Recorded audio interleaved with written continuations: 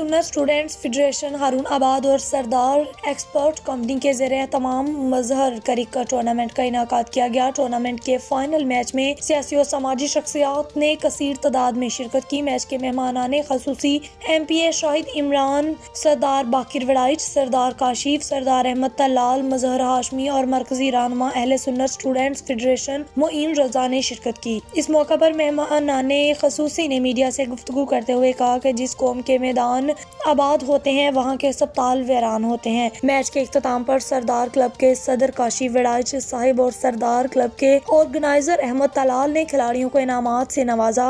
आखिर में मजहर हाशमी ने तमाम मेहमानों का शुक्रिया अदा किया और कहा कि हम मजहर क्रिकेट टूर्नामेंट के कामयाब इनाकाद पर सरदार क्लब और अहले सुन्नत स्टूडेंट्स फेडरेशन को मुबारकबाद पेश करते हैं।